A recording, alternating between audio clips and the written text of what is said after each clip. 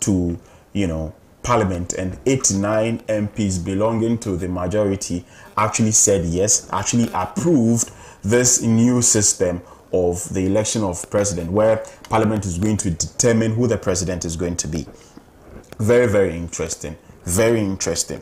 Now, the Daily Graphic also reports that after nearly a week of growing public discontent, the Togolese presidency announced that the controversial constitutional reform bill will be tabled again in Parliament. But my question is, what will this change, especially when the ruling administration has got an overwhelming majority in the Parliament of Togo? What will this change? That is the question. In a statement unveiled on March 29, the Office of President Faure Gnassingbé invokes the interest aroused by the adoption of the public and the perfectible nature of the law to justify the request for a second reading. The legislation, initially passed by Parliament on March 25, has faced criticisms from opposition parties who view it as a ploy to consolidate Gnassingbé's domination over the structure of power in Togo. Gnassingbé has ruled the country since 2005. Before that, his father was in charge. The proposed constitution grants Parliament the power to choose the president, doing away with direct elections. This makes it likely that Gnassingbé would be re-elected when his mandate expires in 2025. This is the story as captured by the Daily Graphic newspaper. Wow, interesting developments there coming from our neighbors, Togo for that matter. Let me go straight to Selom Dramani Jamadon. And let me also mention that two of our other guests will be joining us shortly, but we are going to start the conversation regardless. Once they join, they will take it from there. Selom. Yeah. Bless. Thank you very much for the opportunity to also express my thoughts and opinions on the developments in Togo. I think it was over the weekend that I read a story about what took place in Togo's parliament. And that is what you have just read.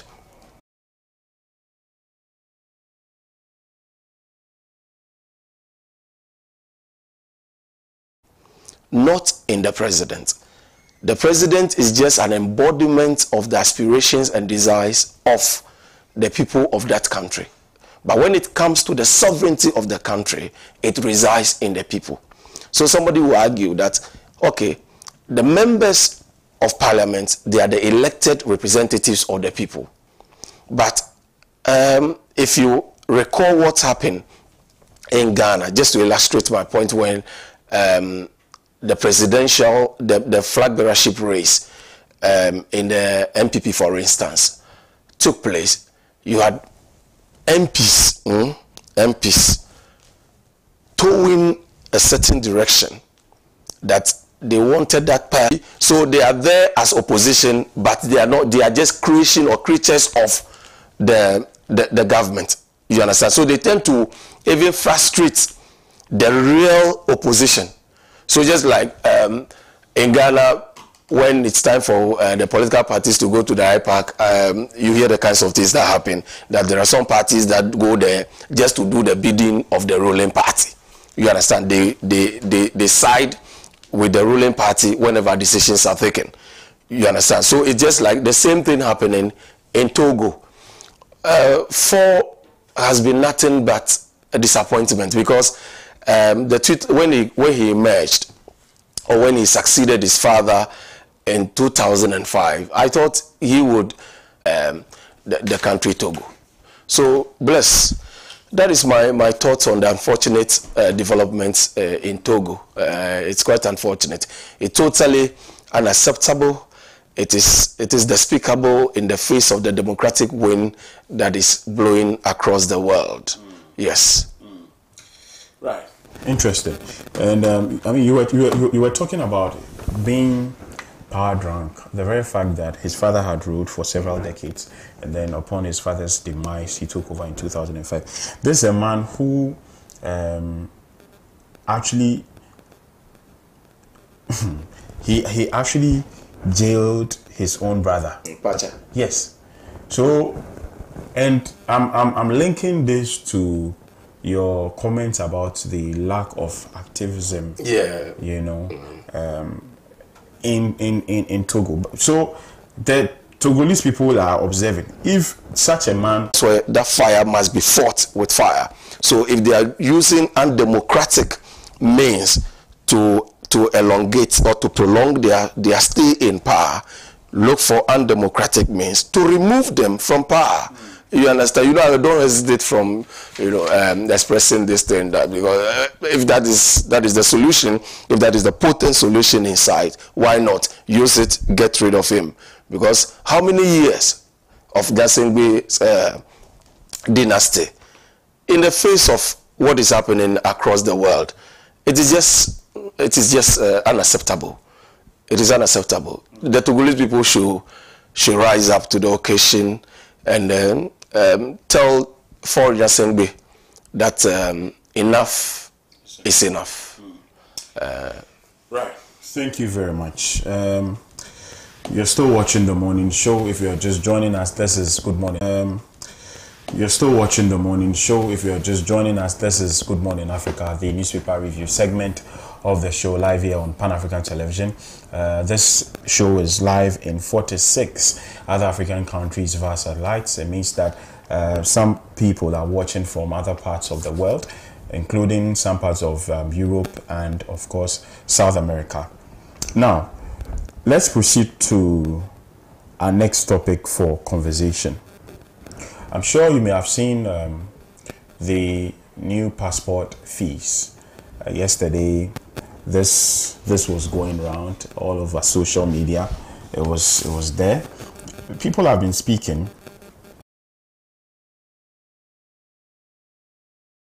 The Minister for Foreign Affairs and Regional Integration, she's come out to say that, look, if you want to travel, if you are traveling, then it means that you should have the money to actually pay for it, because air tickets are even way more expensive. That is one of her, you know, justifications for the hike in the passport fees. So, Bless. This increment, or astronomical increment in the passport acquisition, has engendered some outcry from the public.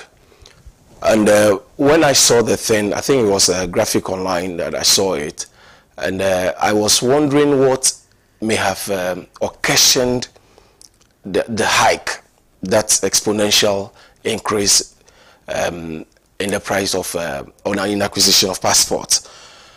And then later I saw that on the same graphic online newspaper, especially the youths, you know, doing what they call now jakpa. They are jakpaing from the country, and it's an embarrassment to this government, because of what they touted in opposition, that they will, if given the mandate, they would create jobs, so many jobs in this country, to the extent that some expats or foreigners will even come to this place to work.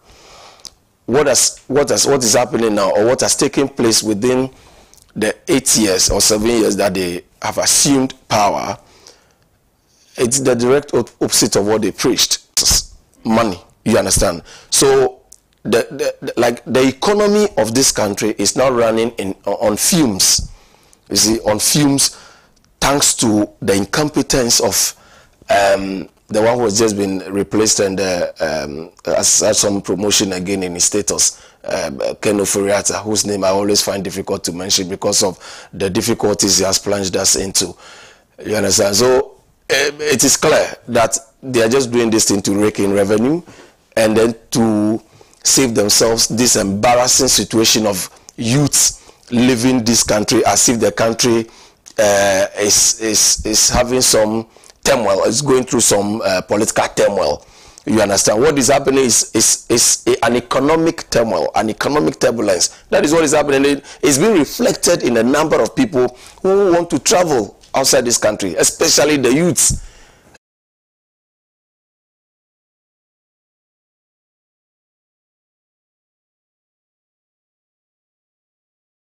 What he has failed to do is to vacate the presidency. If you are a youth and you know you have the cudgels and you can march in the streets to tell Akufo-Addo that Akufo-Addo, vacate the presidency. You have created a hellish environment for us. Our situation, we are worse off than we were in 2016 when John Dramani Mahama was in the helm. So bless. As for this one, the Minister of Foreign Affairs, they should consider this thing again. As for me, whatever this government will do, so that we will make them example. You see, we will make example of these people. That is what I want. I want us to make example of this government. Then boom, Dumsor. So Ghanaians should use this Dumsor thing to implement the COUP, comprehensive, organized, universal protest coup, to get Akufo-Addo out. So we organize election in just 3 months, because you want us to wait till December. So what is the next government coming to do? Because then it means the next government, we are just going to saddle these people. That is what they are doing. They are in effect trying to saddle the government or the president that will succeed this incompetent kleptocratic, inept government. You understand? That is why Ghanaians should rise up. You see, I always say that Article 21, which gives us the opportunity to implement that COUP, let's use it. New charges again. So we look at the previous charge and we look at the new charge as well. So Ghanaians pay just about 100 Ghana cedis for a passport, yet to produce one passport. Okay, Ghanaians pay just about 100 Ghana cedis for a passport, yet to produce one passport booklet, it costs 400 Ghana cedis. That's it. Which means that for every passport that an applicant acquires, the government has to put in 300 Ghana cedis, and this is not sustainable, she said. A source within the leadership of the Parliament Subsidiary Legislation Committee who confirmed the increase to join you said his committee worked on the regulation when it was late. He explained that being a regulation and not a bill, it became law after 21 days when no objections were raised. You end up doing is engaging that statistical jugglery and political sophistry. That is what they have succeeded in doing this. But those who can read between the lines, those who are discerning can say, they can, see that this is jugglery, this is sophistry to persuade us. Unfortunately, they have failed to persuade us. We still believe that this is prohibitively expensive and something must be done. But I say, I will not be here pleading the government or begging government to reduce it, because I want government to continue to, to make things difficult for us so we can pour in the street and remove Akufo-Addo from power. That's it. Right. I'll read a few messages. So we have early election. Right. I'll read a few messages, but we'll still stay on this topic. John Mark Peter Brown says, Bolero is saluting Bless. Hey, Bolero. I hope you're fine, bro. Bolero is my senior, or was my senior back in school. Suleiman God Day says, I love this guy. He speaks so well. Thank you, Suleiman. I'm sure Salom has heard you, and he appreciates the compliment. Johnny Kujo says, good morning, Bless. This government is the most hopeless, useless, corrupt, and inept, headed by the most incompetent President and Vice President, Dr. Bawumia. I think the opposition should speed up the impeachment process to get the president out of office. Yes. Mahimi Dominic says, good morning, Bless. Mahimi Dominic from back home says, hello, Pan African TV. Greetings from Kenya. We need one passport, Africa. We need one passport, Africa, one passport. Okay. Degenu Ahodie Elikem says, watching you live from Mafiwute in the Central Town constituency. Much salute to my mentor, Salom Dramani Jamado. All right, so these are some of your messages.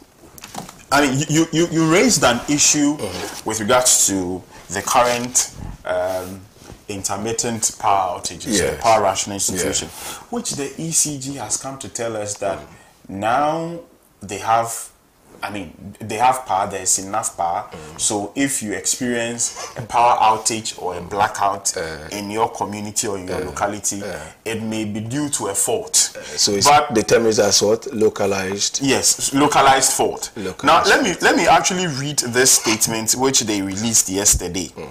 And this has got to do with the eastern region, some part of the eastern region. This is what the release says.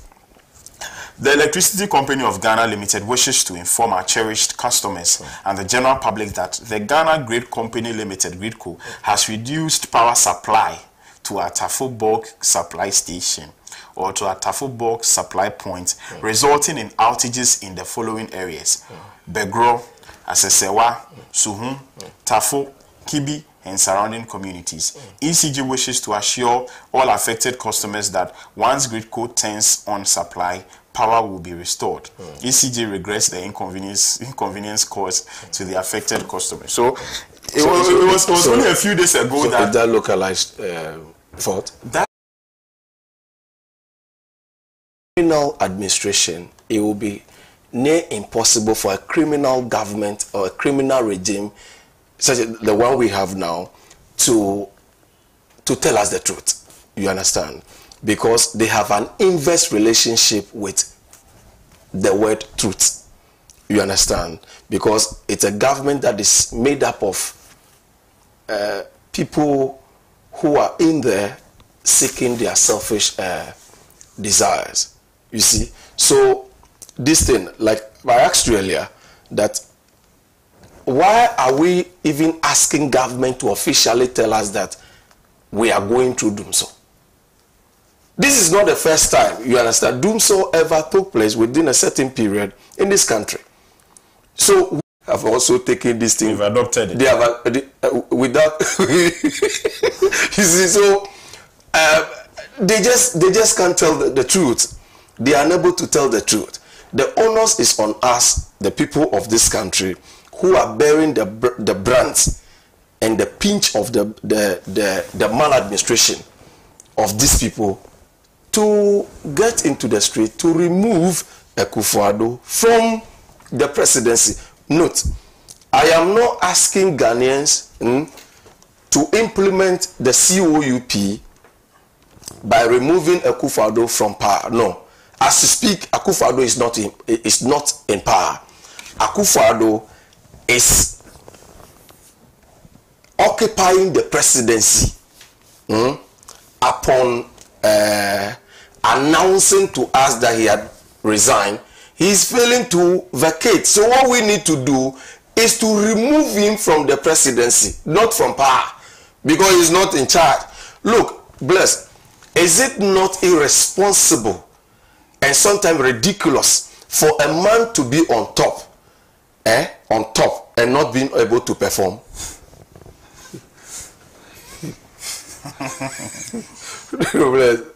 Why your listening is quite infectious, because I was trying not to laugh, because otherwise, no, a man on top. It is totally unacceptable. It is irresponsible, and sometimes laughable, ridiculous for a man to be on top and not perform, but to be complaining. Because when a man is on top, your duty is to perform. That's why you're on top. So if you're on top and you are not performing, but to tell us that I am unable to satisfy you, I am unable to satisfy you because I don't have any energy and strength in me. I don't have any fresh, innovative means of satisfying you. So, but I'm counting on the one who will succeed me to satisfy to satisfy you. Then is that just we're suffering? Teachers were suffering. Fishermen were suffering. Market women were suffering. Mr. Vice President, our suffering has gone from bad to worse. You have created a hellish environment for us. That is why we struggle to understand where you have even derived that courage that you stand a dog chance in this election. You don't stand a dog chance in this election because you have failed to perform to our expectation and satisfaction. We campaigned and voted for you because you told us that you would manage this economy better than the Mahama administration. But it all turned out to be lie. Bless. You see this doomsday thing? Those who are well versed in psychology, they can quickly tell that when he comes back to this place, and when he comes back to this place, it's only a fleeting moment. Then he leaves. He's not here. That's why we need to seize this moment and kick him out. Right. Thank you very much, Selom Dramani. Still the morning show, Good Morning Africa, live on Pan African Television. I'll still implore you to send me your messages. Still to come, we shall be discussing a few more topics. It's rather unfortunate that the other guests, the other panelists, Osman Ayariga of the National Democratic Congress and Dr. Ramsey Inusa of the Movement for Change are still not here. 1 hour 14 minutes after the start of the program. Right.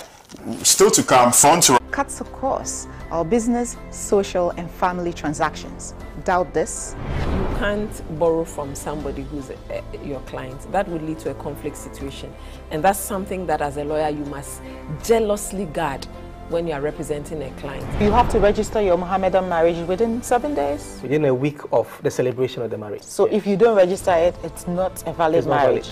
Journey with our Law Express panel every week as we confirm the place of the law in our everyday transactions. Under etiquette rules, a lawyer can terminate for non-payment of fees. So basically, if you don't pay your fees, a lawyer has a right to terminate your engagement.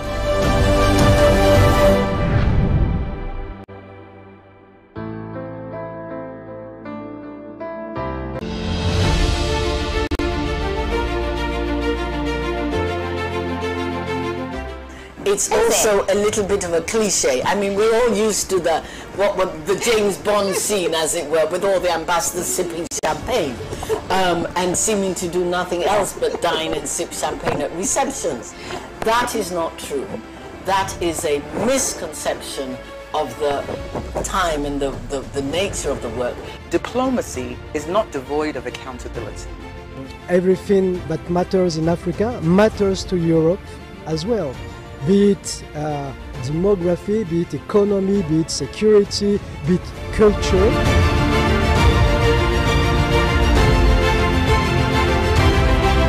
Can somebody tell me where Ghana is found in Africa? Is it west? Is it south? Is it north? Is it east Africa? Which one? Any idea? Any idea? It's like on the west. It's like, this is what? I don't get it. It's the south. It's to the west. It's to the west. Okay. South American ambassadors represented. I'm transforming the UN and making the UN more fit for business for Ghana is the prime objective that I have here. You are one outstanding journalist, broadcast journalist, who has put diplomatic tourism and, diplomatic relations under one spotlight. I have been watching diplomatic affairs, and I've waited unabatedly for my opportunity to come here as I watched my colleague, the EU, last week. This is Diplomatic Affairs. My name is Harriet Nati.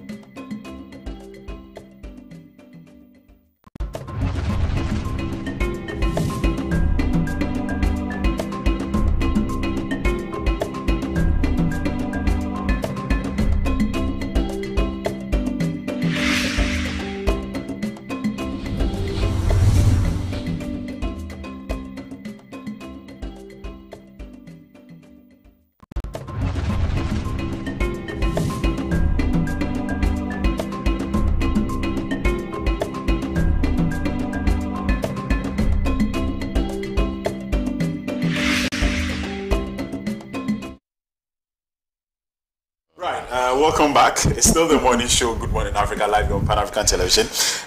Before we went on that short break, I gave you heads up with regards to the story that we'll be discussing next. But let me say hearty good morning to my boss, Kwame Osudanso, who's just joined. Kwame, good morning. Good morning to you, Bless. I trust you're fine. I see today your set is empty. Yeah, so we had to. With only one fountain. So I thought it wise to help you. We are grateful. We are grateful. I just came in and I said, you know what? Let me just sit in. We are grateful. You know, some of the viewers actually love it when you sit on the panel to contribute. Those who are seeking to oust me. They are seeking to oust me. That cannot happen. That cannot happen, by the way. But our next topic for discussion: front runners in MPP Aplanke race will be disappointed. That's according to John Boydo. I think every Dictum and Harry is looking forward to that announcement from the vice president, where he would come and tell Ghanaians that, look, this is the person I'm choosing to partner me come December 7, 2024. A few names have come up. The Minister for Energy, Dr. Matthew Poku Prempeh, the Education Minister as well is in there. Natoshi Addo.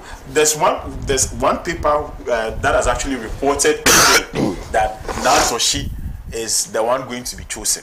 And so, with the inside newspaper also saying that front runners in the Emirates. Brother Dramani and to our cherished viewers, I think that it is important for me to touch briefly on the Togo matter before I deal with this substantive issue.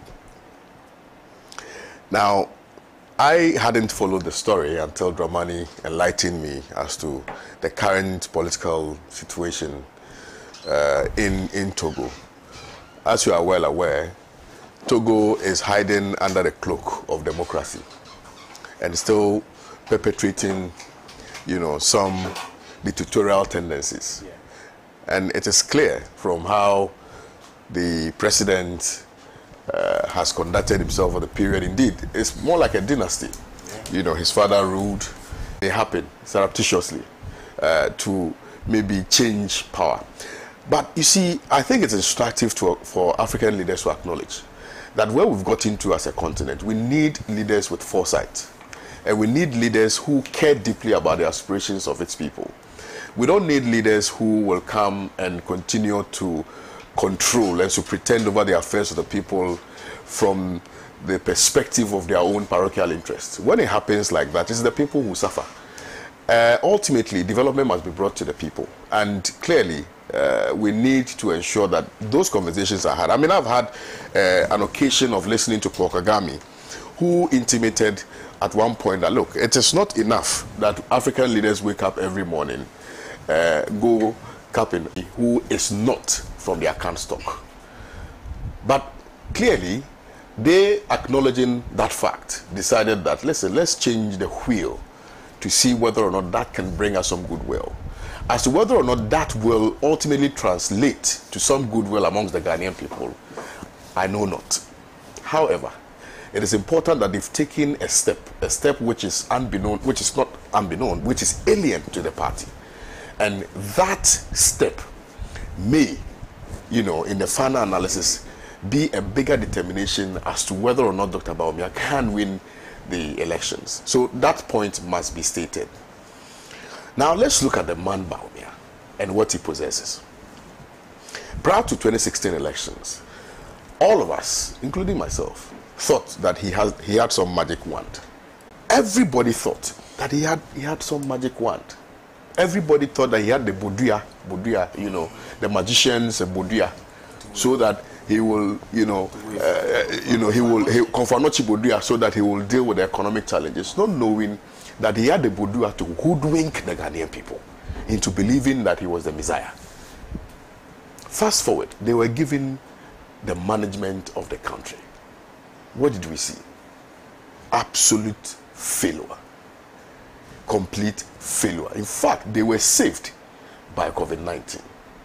They were saved by COVID-19. And I said they were saved by COVID-19 because had it not been COVID-19, okay, all the economic decisions that they had trees. So the general economic outlook is one that we cannot at all write anything about. And for me, it saddens me that this person who portrayed himself as the doyen of, of economics is the same person who is taking us into an abyss, economic abyss, and we don't know how we're going to get out of it. And in fact, there are many people who have said that if the NDC wins the 2024 elections, they have a great deal of economic bottleneck to deal with. Because this country has been run aground. Yes. Okay? And it is very clear, it's palpably so. Everybody can see that the economy is not what it's supposed to be. Now, because if you are going to ultimately win an election, you must win convincingly in Greater Accra region. Okay? So, I mean, that is why some names came up. Napo came up. Then Yao Educhum also came up. Now we are hearing Natoshi. Okay? And I'll try and explain to you the inclusion of Natoshi in the dying embers of the decision. I'll explain to you, but I'll come back to that. Now, if you look at Napo and Osei Odu, Napo is a very rude, arrogant human being. Okay? So, I mean, as for Napo, from the very beginning, I never expected that his name would even come up. But unfortunately it did. But this guy has no modicum of respect for the Ghanaian people. He treats the Ghanaian people with disdain. He treats the Ghanaian people with contempt. He treats the Ghanaian people with disregard. He treats the Ghanaian people so vindictive. A president who is so divisive. A president who does not care about the unification of the people of Ghana. Okay? Divide and rule. The Machiavellian tactics is what they always employ to ensure that they win elections. Okay? And when they win the elections, they don't even care about the Ghanaian people. So I'm not surprised that Napo is towing the same line as his president, Nana Dankwa Akufo-Addo. And that is why he was so brazen and so blatant and so blunt with his choice of words. He was very deliberate and emphatic when he stated to us that, if you think that so go and prepare your own timetable. So, I mean, this is your sector minister. Elsewhere, he would have resigned himself or fired. Yes. But again, I told you, the president concurs and agrees, okay, to whatever it is that his appointees do. And therefore, I'm not surprised that that has happened. So let's put some people that they pay. So obviously, those people come and defend, they come to their defense. So it's fine. I mean, that's the political atmosphere in which we operate. So I understand that. Now let's come to Honorable Natoshi. I don't know a lot about her, okay? But if you look at the dynamics, it tells me that because former President John Dramani Mahama has maintained or retained Professor Nana Jane Opoku-Agyeman, we need a female candidate who can cancel out the argument about gender equality. And therefore, the MPP has thought it wise, if indeed they go for Natoshi, to choose Natoshi in order that she can pull parity with Professor Nana Jane Opoku-Agyeman, and so that they can be of all. So we have two Northerners, two women. You get the dynamics. However, you see, Natoshi is from that Ashantis will always vote for MPP. Okay, if they feel that MPP has not treated them well, they won't vote at all. Okay, apathy will set in the Ashanti region. So now their saving grace will be the Greater Accra region because of Natoshi. Would they be able to get 90% of the votes? I doubt. Now, if you compare Natoshi and Professor Nana Jane Opoku-Agyeman, I'm conclude on this. Professor Nana Jane Opoku-Agyeman is a towering figure by all standards, by any stretch of imagination. She is a torchbearer. She has been able to define the role of women in academia. She has been able to define the role of women in politics. Indeed, she has demonstrated motherly care for children in this country. When she superintended over asked for, you exceeded it by 52 minutes, 52 more minutes, but I can understand. Your thoughts on the current situation as far as the flag bearership position, the vice presidential race of the NPP is concerned? I clearly understand the political season in which we find ourselves, and I can understand the kind of lobbying and the kind of agenda setting people who wish to be running mates of the MPP, of course, going into opposition, what they are really chasing for.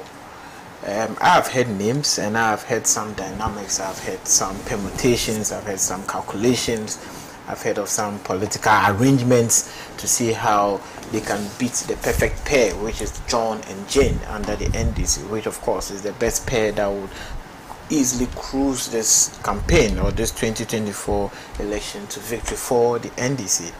I've heard of the likes of Napo, who wish to be running mates. I do not want to overemphasize Napo's level of arrogance, which I think as a result of that may not be fitting of a vice president. Of course, I mean, legally and constitutionally he qualifies once you are above the age of 45 and you are of sound mind.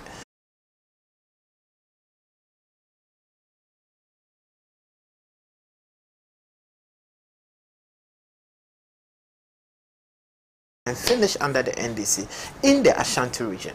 You can talk of the hospital in Bekwai, you can talk of the KJTR market, you can talk about roads, you can talk about e-blocks, etc. So many of them. So if this is a party that has given you so much and you end up giving that same party so little, people in the Ashanti region are beginning to wake up to the sudden realization and a belief that we should vote beyond tribal lines, which is that we must vote for the MPP. And it's as a result of that, Bawumia and the MPP are trying very hard to produce a running mate from the Ashanti region. Not because they believe the running mate would be competent or he could do anything better for the country, but because they believe that they need to play the tribal politics to be able to get the votes from Ashanti region. And that is clearly what they are trying to do. I can tell you in all certainty that the people of Ashanti region have risen up to the occasion and they understand that politics is political life, what she has been able to do for herself, the country, and the NDC. So the MPP can go about, you know, miscalculating politically and try to do or emulate what the NDC has done. But in the final analysis, the long and short of everything is that the NPP is going to opposition. The Ashanti man will say, and they say, the NPP will lose the election. Irrespective of whoever they bring as their running mate, whether they bring Bawumia, whether they bring Napo, whether they bring Educhum, whether they bring Natoshi, whether they bring Freeman Opare, whether they bring, who again? There was another one, I think the Pentecost guy, Nina, or what's his name? Dr. Opoku Nina. Yeah. I think these are the five. Who again? Natoshi. Yeah, I've mentioned Natoshi. There's this guy who also ran for the flag bearership position of the party.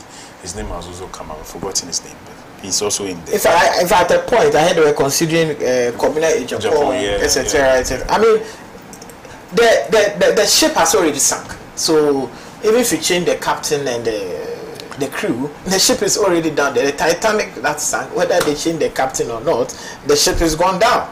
So irrespective of whoever they pick as their running mate, they cannot salvage their sinking ship because the ship has already sunk down to the bottom of the sea. And that they need to understand. So, I mean, they can just go about and fulfill their constitutional mandate by just having a flag bearer and having a running mate. I can assure you in all certainty, without a shred of doubt, that based on the happenings of the country and based on the campaign, based on the promises, based on the policies, based on the message of John Dramani Mahama and Professor Jenana Opoku Agyeman, come 7 December 2024, nothing, no human being under the sun born of a woman can stop the victory of John Dramani Mahama. And we reiterate that no one born of a woman can say they will not hand over power once the NDC has won the next election. And that is what we are to think about, because we have much more pressing issues than this. Where is Bawumia heading? Bawumia and his people are heading into opposition. You see, so who are they going to be? Look, the names you have mentioned, the Constitution of Ghana says that if the vice president or running mate is deemed to have been duly elected, okay, when the one who has nominated him or her has won the election, okay, so that the vice president, when the president is not in the country, plays the role of a president. So question is, the names that have been mentioned now, or the names that have propped up, are they names that are worthy to hold the fort for president when the president is not in the country?